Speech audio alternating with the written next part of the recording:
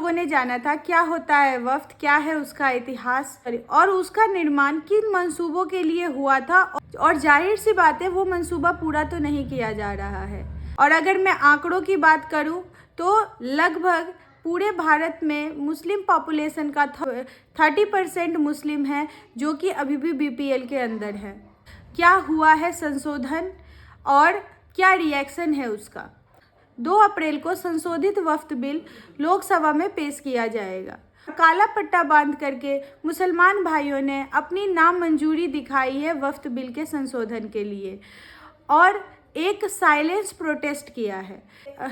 उनको ऐसा लगता है कि इससे आर्टिकल 26 का हनन हो रहा है, संपत्ति जिसके जरिए संपत्ति, प्रॉपर्टी और धार्मिक मान्यताएं उनसे छीन ली जाएगी। बल्कि ऐसा कुछ भी नहीं है। संशोधन का बस एक ही उद्देश्य है कि आर्टिकल 40 को पूरी तरीके से रद्द कर दिया जाए। आर्टिकल 40 ये कहता है कि वक्फ बोर्ड किसी भी ज़मीन का अगर डायरेक्ट मालिक मौजूद नहीं है तो उस पर वो अपना कब्जा कर सकती है। और एक बार वक्फ बोर्ड ने अपना कब्जा कर लिया तो उस ज़मीन की खरीद, बिक्री और ट्रांसफ़र कुछ भी नहीं होगा। वो ज़मीन हमेशा के लिए फिक्स हो जाएगा और उसका मुनाफा जो भी होगा वो वक्फ बोर्ड के पास आएगा। और अगर वक्फ बोर्ड के द्वारा अधिकारित ज़मीन पर कोई भी विवाद होता है तो उसका फैसला भी वक्फ बोर्ड खुद ही करेगी। ये कहना है आर्टिकल 40 का। और हमारी गवर्नमेंट चाहती है कि आर्टिकल 40 जो है वो पूरी तरीके से रद्द हो जाए और नया कानून कुछ इस तरीके से बने, जो भी वक्फ बोर्ड की प्रॉपर्टी होएगी अगर उस पर किसी भी तरीके का नए कानून के हिसाब से वक्फ बोर्ड की प्रॉपर्टी के ऊपर अगर किसी भी तरीके का विवाद होता है तो उस विवाद के निवारण का अधिकार जिला कलेक्टर को होएगा और बाद में हमारी न्यायपालिका को।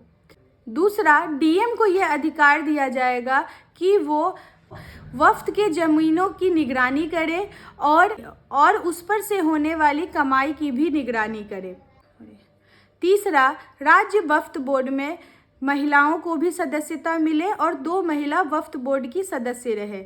इसके अलावा शिया और सुन्नी जो कि पिछड़े वर्ग के मुस्लिम समुदाय हैं उनको भी वक्फ बोर्ड में सदस्यता मिले और गैर मुस्लिम जो समुदाय हैं उनको भी वक्फ बोर्ड में सदस्यता मिले, ताकि सब लोग मिलजुल करके किसी भी ज़मीनी मसलों के ऊपर डिसीज़न ले सके। अभी तक जो ये डिसीजंस थी वो पूरी की पूरी तरीके से वक्फ बोर्ड ले रही थी, जिसमें ना कोई गैर मुस्लिम सदस्य था, ना शिया और सुन्नी सदस्य थे और ना ही महिलाएं सदस्य थी। इससे ये भी संभव था कि वो लोग मनमाने ढंग से किसी भी ज़मीन पे आपस में डिसाइड करके कब्जा कर सकते थे। नए कानून का आर्टिकल 3A ये कहता है कि बिना कानूनी रजिस्ट्री के कोई भी ज़मीन पे वक्फ बोर्ड अपना कब्जा नहीं करेगी। उस ज़मीन का जो रियल मालिक है जब तक वो कानूनी रजिस्ट्री के थ्रू वक्फ बोर्ड को अपना ज़मीन दान में नहीं देता है तब तक बोर्ड कब्जा नहीं कर सकती है और उस ज़मीन का कानूनी मालिकाना हक जो होगा वो मालिक के पास रहेगा। इसके अलावा उस ज़मीन का ट्रांसफ़र कभी भी हो सकता है और उस पर किसी भी तरीके का ठहराव की प्रक्रिया लागू नहीं की जाएगी। तो जैसा कि हमने इन संशोधनों को पढ़ा है तो इसको देख के तो हमें यही लगता है ये हमारे देश और समुदाय के फ़ायदे में है।